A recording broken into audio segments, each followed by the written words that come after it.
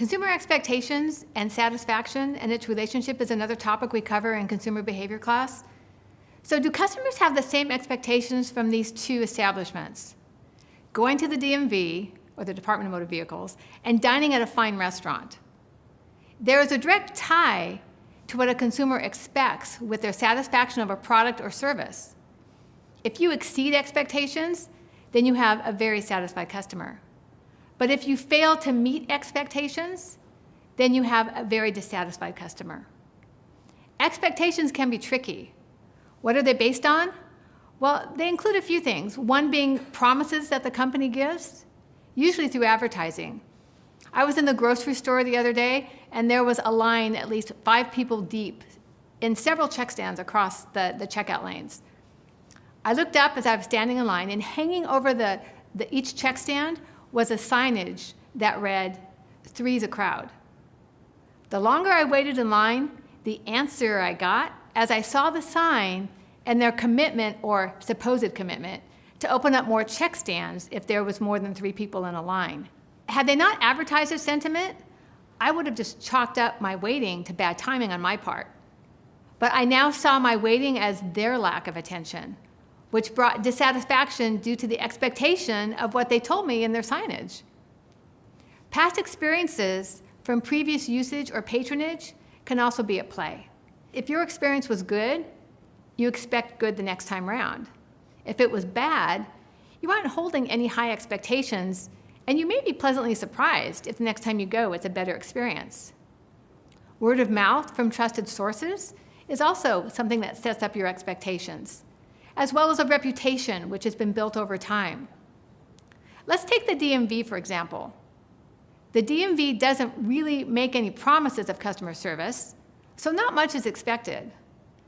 We all have past experiences at the DMV, waiting in long lines.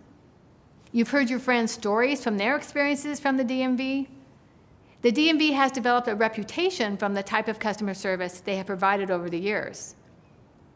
One doesn't expect a whole lot when they go to the DMV. So even though customer service may not seem to be a high priority, the consumer expectation is low, so there's not much dissatisfaction. In fact, they may be pleasantly surprised if when they go they have a great experience. It is interesting to note that there are no other options for the DMV. Yes, AAA does take care of some DMV functions, but for many, you're stuck with the DMV. However, if you were to look at a fine dining restaurant, they may represent themselves to be a particular type of restaurant from the photos you've seen or additional advertising they may do.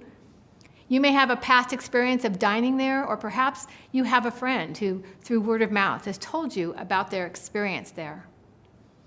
In addition, they may have a reputation for providing a specific type of experience. You most likely would not frequent this location had you not had a favorable past experience or heard great things about it. It is interesting to note that when it comes to fine dining, there are many competitors, both direct and indirect, vying for the same business.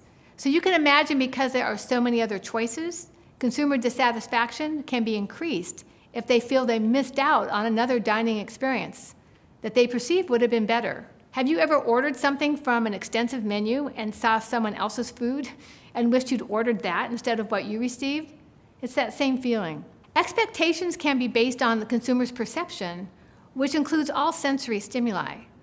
These are the stimuli that are registered by one of our 5 senses. Visual of the product or service itself, when you're looking at the product and see its size, its shape, its lettering, the image location, the color, from what you hear, from what you taste, from what you smell, touch. Is your company seeing what customers see? Are you aware of their expectations of you? What is it that is unique about your business? And what differentiates you from your competitors? Don't forget to factor in your indirect competitors. I'm not sure that the rental car companies saw Uber coming. Rental car companies would be an indirect to Uber. Even taxi cabs, they didn't even see it coming, and they're a direct competitor. But you can bet it has had an impact on both of them for their business travelers' use of their cars. Choice is another topic that we talk about when you look at satisfaction. So consumers have a lot of choice, and this should make them happy, right? If some choice is good, is more choice better? Think about it, when we only have one choice, it bothers us a little. Who wants a monopoly? Unless you're the owner of the monopoly, but as a consumer, you want choice. But does that mean the more choices, the merrier? Studies have shown that although freedom of choice is desired, too many choices can cause consumer paralysis. In addition, having too many choices has been found to lessen consumer satisfaction, not increase it. Think about it.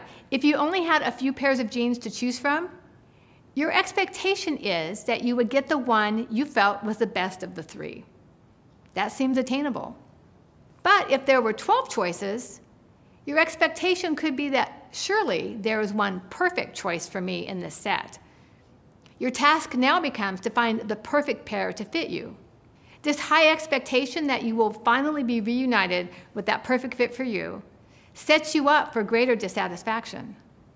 Because of this expectation, consumer satisfaction has been found to be lower because the jeans didn't measure up to that perfect fit category. Too many choices produce less satisfaction due to the expectations the consumer has. Having the freedom to choose is a gift.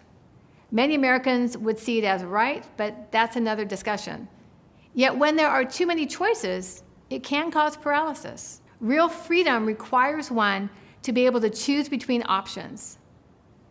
But there is a restlessness in the midst of abundance, as observed by Alexis de Tocqueville. He goes on to say that it is a spectacle as old as the world. All that is new is to see it, a whole people performing it. Adam and Eve had the entire garden to choose from.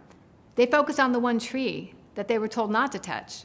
What are your consumers' expectations of the value they are receiving from you? Fall short of their expectations and you breed dissatisfaction. But if you exceed their expectations, they will love you.